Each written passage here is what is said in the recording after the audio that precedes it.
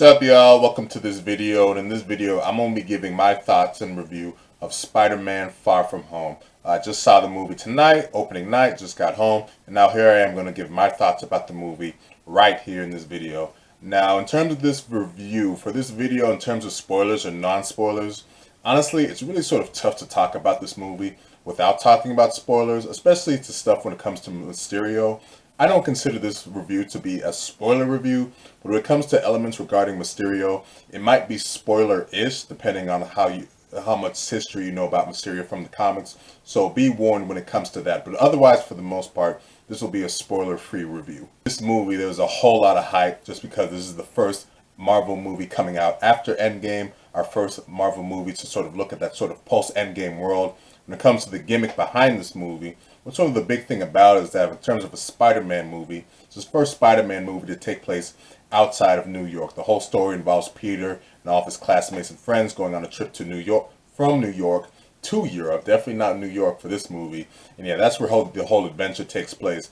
And it is a nice sort of change in pace to have the movie take place outside of Europe. That was definitely a fun element that makes things definitely feel a whole lot fresher. I gotta be honest, the first half of this movie honestly really just did not do it for me at all. The story and setup was just so damn ridiculous. Not the whole part about going to Europe, but just sort of the main sort of adversaries and plot, which involves Nick Fury recruiting Spider-Man to sort of fight these three sort of elemental beings from another sort of a dimension, and Mysterio's coming in from another dimension, and they're sort of teaming up and doing sort of these weird missions to sort of save the world, but it's not really all that explained all that well. It was just a plot that was just kind of like, oh my goodness, what the hell is sort of going on with this movie, you know? Just sort of the plot they went with in terms of the antagonist. I was just all like, Jesus Christ, man, y'all should have just gone with something simple, because this plot right here is just not working. I mean, I still love Jake Gyllenhaal as Mysterio. He was still really good, you know, sort of the weird, sort of the stuff they were doing with his character. And Nick Fury was just a big, like, what the hell, man? I know he's always been sort of a hard ass, but in this movie, he was just really just sort of like an asshole to Peter. I was just like, man, just let this boy live. He's trying to just, like, enjoy his vacation, trying to get with his girl. All that, he was just fucking up everything. So I really did not like Nick Fury through most of this movie. Like I said, the story in the first half of this movie just was not doing it for me at all. It still did have that good stuff coming over from Homecoming. Like I said, the cast from Homecoming coming over is still great. And it still has that fun sort of high school, family-friendly, well, not too family-friendly, but you know what I mean, sort of that fun kids movie type approach that still works good for all people that do love Spider-Man. But despite those problems from the first half of the movie, then came the second half, and wow, just like wow. The second half of this movie is where it's at right here, and that all revolves around Mysterio. His character, the stuff they do with him in the second half, just had me going like, oh man, this shit right here is just brilliant what they're doing. If you know about Mysterio from the comics, he has sort of like a weird, sort of crazy sort of backstory. He was a character made in the 60s, so he has that sort of crazy 60s comic book backstory.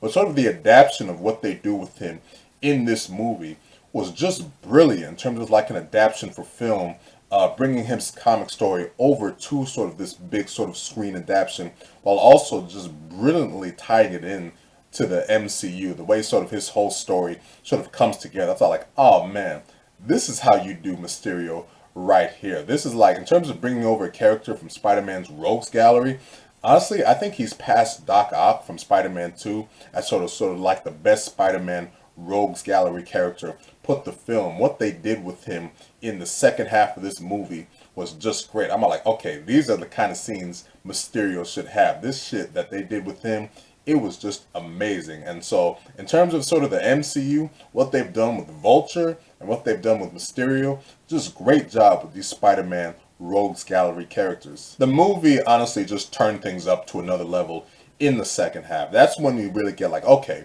this is the story I really wanted to see. This is where we're getting more stuff. Peter really sort of struggling like, okay, man, how am I going to sort of live up to being sort of what Tony Stark wants me to be? That's sort of the big thing hanging over this movie right here, is obviously Tony Stark is gone, and Peter's just like, ah, man, what am I supposed to do? I'm seeing Tony Stark everywhere. I'm not Tony Stark. He picked me. Do I want to do this? Do I want to just sort of continue and sort of be a friendly neighborhood Spider-Man, sort of live my life. Just great stuff they did, sort of the thematic journey of Tony Stark, sort of his death affecting Peter, as well as some other characters throughout the film, and really just the whole universe. Throughout the whole movie, there's just murals of Tony Stark all over the place, and rightfully so, obviously, the guy that saved the whole universe from the snap. Besides just better story stuff for Peter, like I mentioned, you got a whole lot of just great action scenes in the second half of this movie. The action elements in this movie in the second half is just like so much damn fun to watch,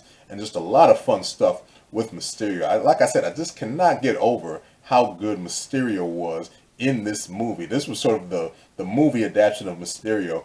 I just didn't think was possible, just because he's sort of like almost in the comics, it's kind of like a silly concept that you think wouldn't really work well on the big screen. But like I said, what they do with it in this movie, it just works so damn well. It just got me so hyped the second half of this movie.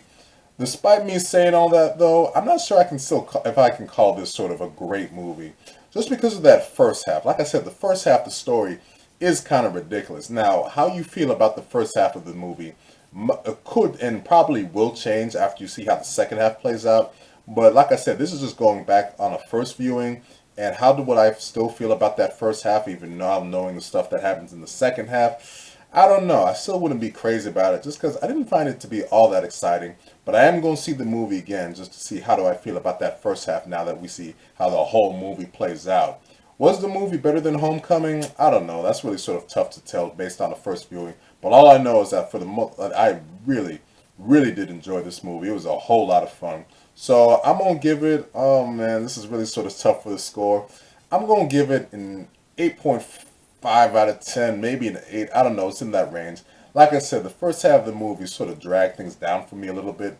But things did get better as the movie went along. And like I said, by the time you get to the second half, the stuff of with Mysterio, just absolutely great stuff. Which really took that movie to the next level and made it a worthy conclusion to, I guess, sort of phase 3 of the Marvel Universe and sort of ushering this new era of Marvel films post-Avengers Endgame. The big thing that will definitely get people talking about this movie is the mid and post-credit scene.